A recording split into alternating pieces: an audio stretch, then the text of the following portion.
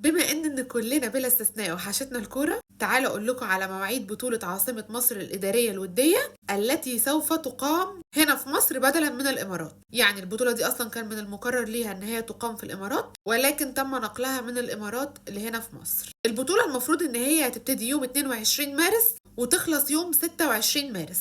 طيب اول ماتش ان شاء الله هيبقى بين مصر ونيوزيلندا. المباراه هتكون الساعه 10 مساء على استاد العاصمه الاداريه الجديده. وبالمناسبه يا جماعه الاستاد شكله تحفه.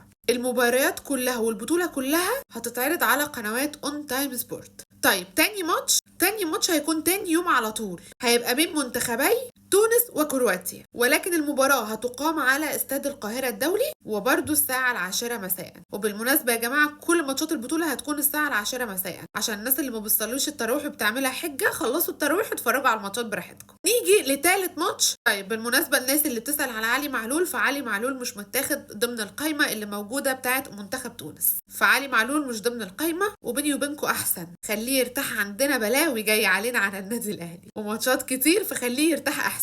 نيجي للمباراة الثالثة وهي مباراة تحديد أيضا المركز الثالث، هتكون يوم 26 مارس. المباراة بتاعت تحديد المركز الثالث والمباراة النهائية الاثنين يوم 26 والاثنين الساعة 10، ولكن المباراة الأولى اللي هي بتاعت تحديد المركز الثالث هتكون الساعة 10 بس على استاد القاهرة الدولي، ولكن المباراة النهائية الفاينل هيكون على استاد العاصمة الإدارية الجديدة أيضا الساعة 10 مساء. وبكرر تاني جميع المباريات هتتعرض على قنوات اون تايم سبورت. النهاردة بقى تم انضمام الثلاثي أحمد حجازي ومصطفى محمد ومحمود حسن تريزيجيه لمعسكر المنتخب استعدادا للبطولة. أنا متفائلة خير، لأني أنا دايما من الناس اللي بتنصف المدربين المصريين للمنتخب. بحب جدا إن المدرب اللي يكون ماسك المنتخب يبقى مدرب مصري، بحس إنه بيبقى عنده روح أكتر، بيبقى خايف على مصلحة المنتخب أكتر، ما بيبقاش فيه مجاملات أكتر، ولا بنشوف فاتي ولا هبد. يعني بصراحة كلنا من ساعة كابتن حسن شحاتة واحنا كلنا بلا استثناء بطلنا ان احنا نتفرج على منتخب بسبب الكلام اللي احنا بنشوفه من الاجانب ده. لا لا لا لا لا لا, لا. الواحد كان ضغطه بيوطى والله. فانا متحمسة جدا ان انا اتفرج على كابتن حسام وابراهيم حسن واشوف بقى فكرهم في الملعب واشوف الروح بتاعتهم. وبعيدا عن كل اللي بيحصل، حسام وابراهيم عندهم شخصية في الملعب وشخصيتهم قوية على اللعيبة وما بيخافوش من حد،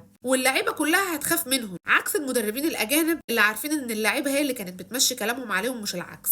فانا متحمسه جدا اشوف كابتن حسام وابراهيم مع المنتخب. برضو احب اذكركم ان لو الماتشات خلصت بالتعادل هيتم الاتجاه مباشره الى ركلات الترجيح، مش هنلعب اشواط اضافيه، ضربات ترجيح على طول. فكل التوفيق لمنتخب بلدنا وكل التوفيق كابتن حسام وكابتن ابراهيم، وان شاء الله بطوله عاصمه مصر الاداريه الوديه دي تكون مصريه، لاني بمنتهى الامانه الواحد ما فيهوش حمل ولا حيل ان احنا نطلع ابراهيم فايق يزعق لنا تاني، والله ما فيهاش حيل تاني. فان شاء الله تبقى دفعه قويه لينا نرجع بيها امجاد المنتخب من تاني. فكل التوفيق لمنتخب بلد.